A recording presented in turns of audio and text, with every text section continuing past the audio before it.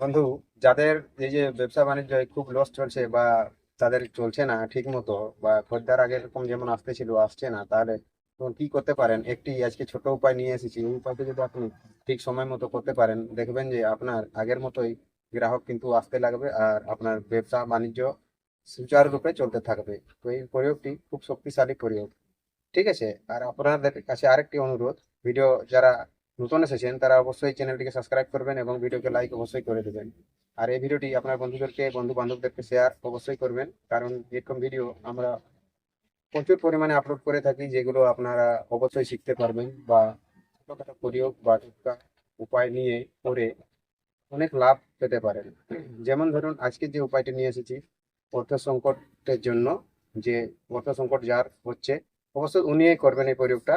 বাদ বাকি যার ঠিক আছে, ওনাকে না করলেও কোনো অসুবিধা নেই।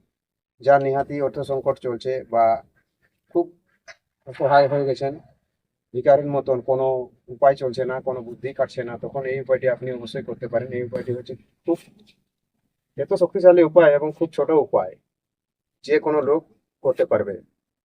শুধুমাত্র জিনিসটিকে আপনাকে চিনে থাকতে হবে, জিনিসটি কোন দিনে পাওয়া যায় আর কোথায় পাওয়া যায় সেটি আপনাকে দেখে রাখতে হবে, না দেখলে সেটি কিন্তু করতে পারবেন না।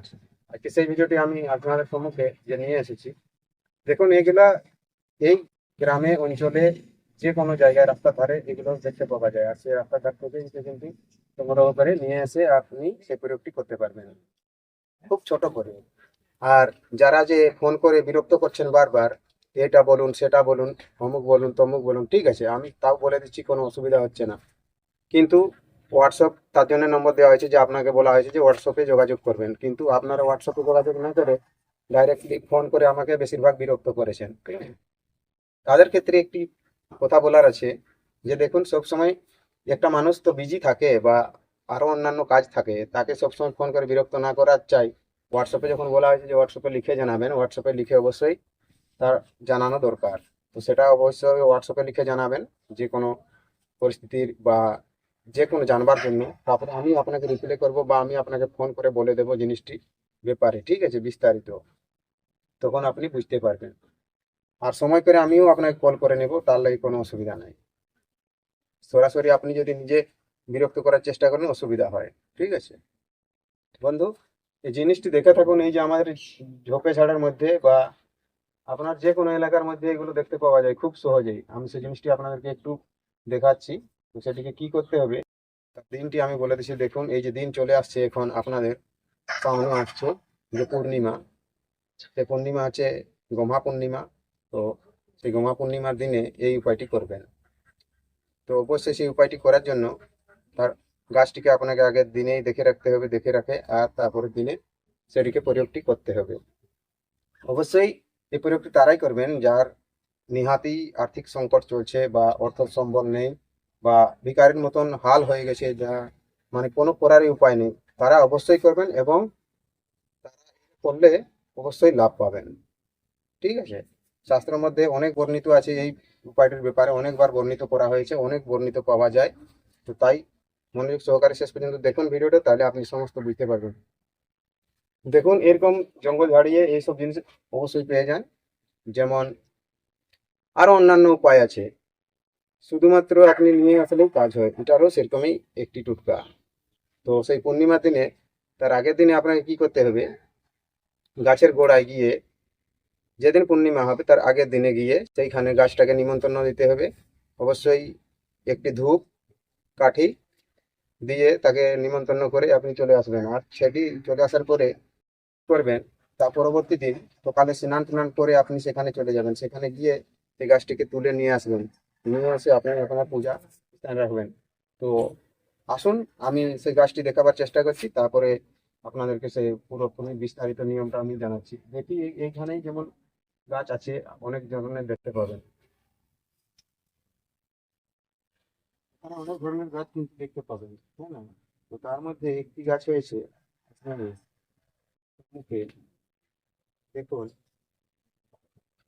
এই যে গাছ, আপান গাছ, বা অনেক সময় অনেক জায়গায় গাছটির নাম শিলাও বলা হয়ে থাকে এবং আপান গাছ বলে এর নামে পরিচিত আছে। এটি হলো একটি আপান গাছ। দেখুন এটি দেখতে কেমন হয়, সবাই অবশ্য আপনারা জানেন এর কাঁটাগুলো উল্টো ধারালো থাকে। এটা এদিকে থেকে হাত নিয়ে গেলে কিন্তু এদিকে যাবে না। কপার মার্ক ইয়ার নাম হচ্ছে, ঠিক আছে। এটা দিয়ে আপনি অনেক ধরনের টোটকা করতে পারবেন, তো তার দিন অবশ্যই নিশ্চিত পাওয়া যায়, তাহলে সেটি কাজ করে, অন্য দিনে করবে না। তো এটি সেই যে পূর্ণিমার দিন তার আগের দিনে আপনি নিয়ে আসবেন, মানে যাই করি সেই গাছের গোড়ায় নিমন্ত্রণ দেবেন, একটি আগরবাতি দিয়ে তাকে নিমন্ত্রণ করে চলে আসবেন, এবং তার পরবর্তী দিন পূর্ণিমার দিনে সকালে গিয়ে এর মূলটি, এটা তো আমি উপর থেকে নিয়ে এসেছি, তো এর মূলটি নিয়ে আসবো। মূলটি নিয়ে এসে আপনি কি করবেন, আপনার পূজা স্থানে রাখবেন, পূজা স্থানে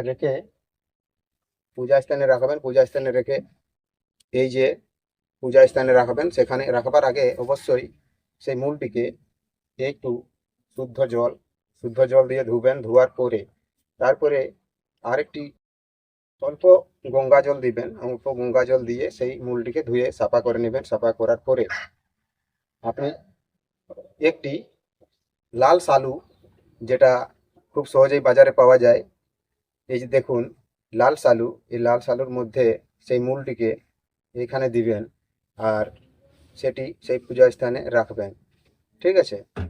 আর আপনার ইষ্ট দেবতা, আপনি যাকে পূজা করেন বা আপনার পূর্বজ, তাদেরকে জানাবেন মনে মনে, আপনার অবশ্য ইচ্ছাটা সেখানে বলবেন। ইচ্ছাটা বলার পরে সেখানে আবার ধূপ দীপ দিয়ে সেটি রেখে দেবেন। তার পরবর্তী দিন বা সন্ধ্যাবেলায়, সকালে যদি এই কাজটি করেন এবং সন্ধ্যাবেলায়, তখন আপনি এই জিনিসটিকে যে কোনো, যেখানে আপনি পয়সা রাখেন বা যেটা বলা হয় সন্দুক, বাক্সা, তিজোরি, অনেক ধরনের বলা হয়ে থাকে, বা নিজের পার্স হতে পারে, মানি পার্স যেটা, সেখানে এই মূলটি আপনি রাখতে পারেন। আর এরকম মুড়ে নেবেন, আর এখানে অন্য সুতা দিয়ে বাঁধতেও পারেন, কোনো অসুবিধা হবে না। আর না হয় দোকানে, যেখানে আপনি বিজনেস করেন, ব্যবসা ক্ষেত্রে, সেখানেও আপনি এই মূলটি রাখতে পারেন, সেই দোকানের মধ্যে, বা যেখানে আপনি পয়সা রাখেন ডয়ারে, সেখানেও রাখতে পারেন। তাহলে তার উপায়, এই উপায়টার দ্বারাই আপনি পুনরায় যে ব্যবসা বন্ধ হয়ে যাওয়া ব্যবসা পুনরায় চালু হওয়ার সুযোগ কিন্তু খুলে যায়, ঠিক আছে। এমন নয় যে আপনি এটা করে দেওয়ার পরে অটোমেটিক পয়সা আসতে লাগবে, এটা কোনোদিন হবে না। আপনাকে কিন্তু খেয়াল রাখতে হবে, আপনাকে তো কাজ করতেই হবে, কাজ আপনি যেমন করতেছিলেন তেমনই করবেন, কিন্তু এটি টুকটাকি করলে সেই জিনিসটি পরিষ্কারভাবে মানে হতে থাকে। বুঝতে পেরেছেন আশা করি। তো যদি তবু কোথাও বুঝতে অসুবিধা হয়, অবশ্যই নিচে কমেন্ট বক্সে কমেন্ট করবেন, না হয় হোয়াটসঅ্যাপ নম্বরে যোগাযোগ করবেন, ঠিক আছে। আর ভিডিও ভালো লাগলে ভিডিওকে একটু লাইক অবশ্যই করবেন, এবং চ্যানেল প্রথম চ্যানেলটি সাবস্ক্রাইব করবেন, এবং পাশের বেল আইকন বোতামটিকে টিপে অন করে রাখবেন। তাহলে কি হবে, যখন যখন আমি ভিডিও আপলোড করবো, সর্বপ্রথম নোটিফিকেশনটি আপনি পাবেন, আর সর্বপ্রথম নোটিফিকেশন পেয়ে যে কোনো ছোটখাটো টুকটা বা উপায় প্রয়োগ আপনি দেখতে পারবেন, বুঝতে পারবেন, শিখতে পারবেন এবং করতেও পারবেন। আর আজকের ভিডিও এখানেই শেষ করলাম। ততক্ষণ পর্যন্ত আপনি আপনার খেয়াল রাখবেন। নমস্কার, জোহার এবং ধন্যবাদ।